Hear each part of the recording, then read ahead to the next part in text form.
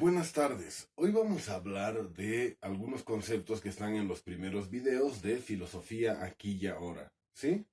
El video empieza a explicarnos qué es filosofía y de ahí se pone a una cosa bien importante en la historia de la filosofía. Empieza hablando de un poco la relación de pensamiento crítico y el poder. Es decir, a través de la historia hay una relación entre el poder que trata de estructurar las cosas de una manera o forma verdadera y el pensamiento crítico que trata de pensar autónomamente. ¿Por qué? Hay una frase que dice el video al principio que es: el poder, utilizando los medios, trata de colonizar la subjetividad de los sujetos. ¿Qué significa? Que cuando hay un poder, ese poder trata de que nosotros entendamos que lo que dice es verdad y utiliza todos los medios a su alcance. Entonces, por ejemplo, si tenemos un poder que es el Estado, por ejemplo, el Estado boliviano, que tiene un interés que es que su gente esté convencida de que la guerra con Chile ha sido injusta, entonces va a utilizar el poder que tiene, los medios que tiene, la televisión, la constitución, la educación en los colegios, desfiles, va a utilizar todos los medios que tiene para convencer a la gente de Bolivia de que esa guerra ha sido injusta. Pero el poder en Chile va a hacer lo contrario. Como al poder en Chile le conviene que la gente crea que la guerra del Pacífico ha sido justa, entonces en sus libros de historia va a estar que ha sido justa, en sus desfiles se va a mostrar como justa, van a tener sus héroes de esa guerra. Entonces hay una naturaleza del poder que es convencerte de que lo que dice es verdad. Y no solo los estados, el video está hablando del poder en general. Por ejemplo, un padre católico es el poder de frente a sus hijos y quiere que sus hijos sean católicos. Entonces, el poder utilizando los medios coloniza la subjetividad de los sujetos. ¿Qué va a hacer este padre católico? Va a meter a sus hijos a un colegio católico, los va a llevar a misa, los va a educar de forma católica, va a utilizar todos los medios que tiene a su alcance para tratar de colonizar su pensamiento, para tratar de hacer que ellos piensen igual que él, en otras palabras, para tratar de hacer que se vuelvan católicos. Y un padre ateo va a hacer lo mismo con sus hijos. Entonces, hay una naturaleza de la construcción del poder que es enseñar. Nos criamos y somos formados por una sociedad, por nuestros padres, ¿sí? El poder, el Estado, nuestros papás, nuestros profesores, utilizando los medios, los libros de historia, la comunicación, la tele, cualquier cosa, tratan de hacer que pensemos de una manera específica.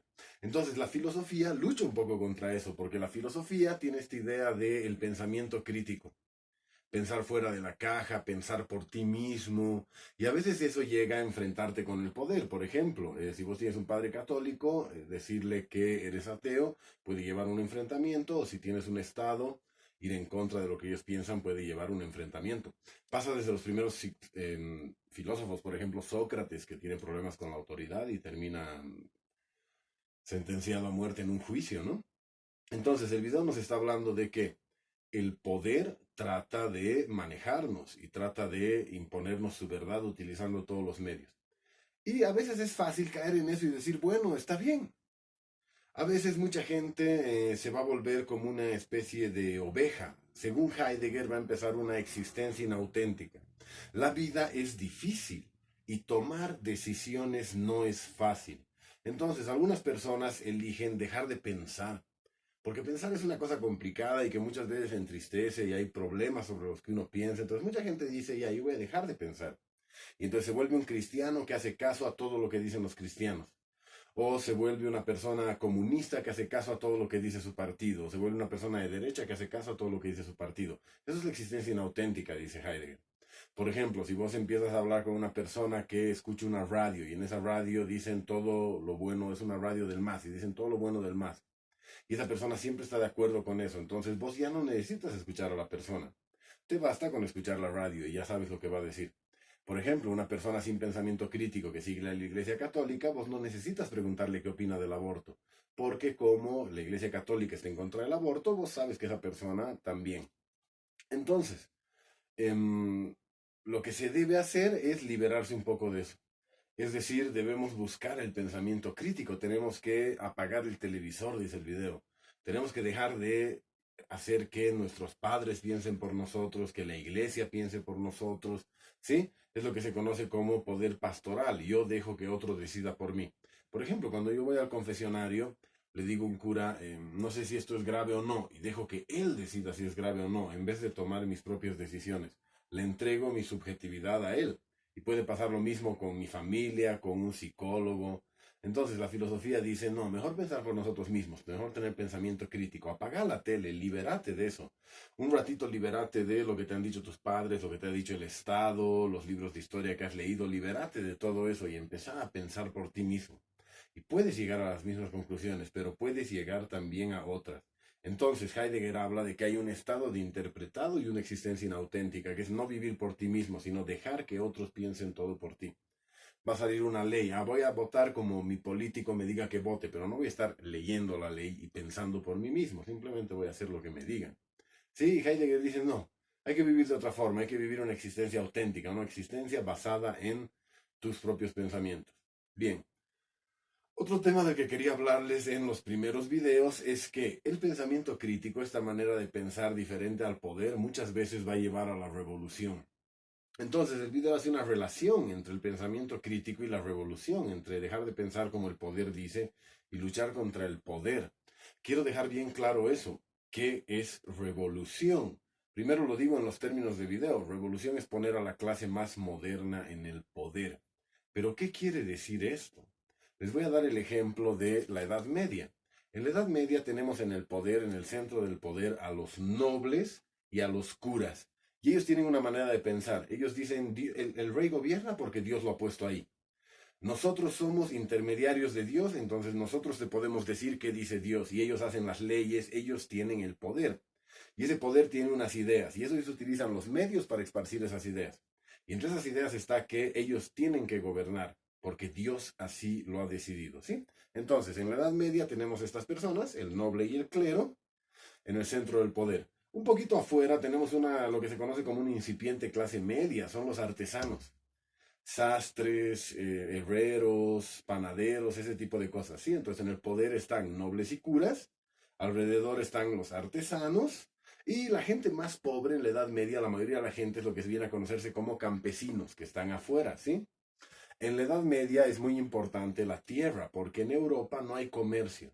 Hay una gran cantidad de guerras internas y no hay comercio por mar porque los musulmanes dominan el mar Mediterráneo. Entonces los europeos están atrapados en Europa y como tienen muchas guerras entre ellos, no pueden comerciar. Entonces la tierra se vuelve lo más importante. ¿Por qué tienen el poder los nobles y el clero? Porque son los dueños de la tierra y todo sale de esa misma tierra.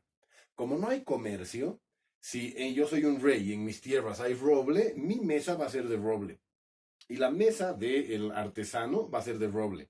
Y la mesa del campesino también va a ser de roble. Porque todos hacemos nuestra mesa con la madera que tenemos en los bosques de ahí, que son de roble. Si alguien quisiera hacer una mesa de pino, no puede. Ni el campesino, ni el sastre, ni el rey. ¿Por qué? Porque no hay comercio. Entonces, como en tus tierras no hay pino, no puedes tener cosas de pino. Solo tienes acceso a lo que hay en tus tierras. Por eso la tierra tiene tanto valor en la Edad Media. Entonces empiezan a luchar por tierras. ¿Sí? Entonces, esa es una estructura de poder. Los poderosos nobles y clero, los clase media, los artesanos, y los pobres, los campesinos, ¿sí? Y va a haber un cambio ahí. Les explico y tienen que recordarlo porque lo vamos a analizar en Marx y otras cosas. Va a haber un cambio. De repente una persona, digamos el sastre, va a empezar a descubrir o va a tener acceso a nueva tecnología, va a poder tener un telar. Y de repente el que producía un pantalón en un mes, ahora con su telar en un mes puede producir 10 pantalones. Está ganando 10 veces más que antes. Si es inteligente, con unos meses de empezar a ganar mucho más que antes, lo que va a hacer es comprar un segundo telar. Y va a poner, no sé, su primo le dice, ¿sabes qué? Estoy muy mal, no tengo trabajo, no sé qué, y lo va a poner a trabajar allá a su primo. Pero al primo que va a producir, él produce 10 pantalones, el primo 10 pantalones, le va a pagar lo que él ganaba en un inicio, le va a pagar con un pantalón al mes, ese costo. Pero está produciendo 10, ¿sí? Entonces, este sastre está empezando a acumular dinero. Él produció un pantalón y ahora hace 10. Y tiene a su primo produciendo el mismo dinero. Y entonces va a empezar a acumular más y va a poder poner otro telar con otra persona. Y luego otro telar con otra persona y otro telar con otra persona. Y va a empezar a ganar un montón de dinero. Y luego él va a dejar de trabajar en el telar. Y solo va a mantener muchas personas trabajando en telares. Están haciendo el primer burgués y la primera fábrica. De repente este sastre, que era un tipito que apenas tenía para subsistir, que comía, iba al mercado, cambiaba unas cositas, de repente empieza a volverse una persona muy, muy rica. Y en Europa empieza a haber comercio con América Latina y los musulmanes quiebran como imperio y se retoma el Mar Negro. Entonces empieza a haber muchísimo comercio y este tipito que empieza a hacer sus pantalones empieza a venderlos no solo en Europa, sino en África, en Asia, en América. Entonces empieza a tener tanto dinero que empieza a tener más poder. Incluso el rey le tiene que pedir dinero prestado. ¿Por qué? Porque en este nuevo sistema ya no importa tanto la tierra. En este nuevo sistema en el que el sastre va a dominar, ahora lo que importa es el capital, tener dinero, ¿sí? Y como el sastre tiene dinero, el rey a veces tiene que pedirle prestado. De hecho, lo vuelve noble para que le preste dinero. Antes los nobles eran solo de nacimiento y ahora el rey se ve obligado a hacer eso. Entonces, fíjense, el que está en el poder es el rey y el clero, que piensan que Dios los ha puesto ahí. Y de repente está el sastre que empieza a ganar grandes cantidades de dinero y él tiene otras ideas. Está empezando a leer a Descartes, Montesquieu, y estos dicen que no debería Dios escoger a los reyes, sino que los seres humanos deberíamos escoger quién nos gobierna. Entonces, fíjense, hay una clase que es una clase como antigua, los nobles y el clero que dominan la tierra. Y hay una nueva clase que está surgiendo, la burguesía, que está empezando a dominar la tecnología, el dinero y el comercio, que son el futuro. Entonces, ¿qué va a pasar si en el poder está el rey y el clero, que tienen una mente antigua y una manera de producir antiguos, pero a la vez están surgiendo los burgueses que tienen una nueva manera de pensar y son los que manejan las nuevas tecnologías? ¿Qué va a pasar? Revolución. Hay una clase que es la moderna, que es la burguesa y no está en el poder. Entonces, ¿qué va a pasar? La clase más moderna va a tomar el poder. Eso es una revolución, como en la Revolución Francesa, que es la revolución burguesa, ¿sí? Los burgueses, los artesanos, los productores toman el poder frente a la monarquía, que era la clase anterior. Entonces, muy importante, ¿qué es revolución? Es cuando la clase más moderna logra tomar el poder. En el ejemplo de la Revolución Francesa, es cuando los burgueses logran sacar del poder a la monarquía. Los burgueses eran la clase moderna y la monarquía era la clase pasada, con viejas ideas y viejas maneras de producir.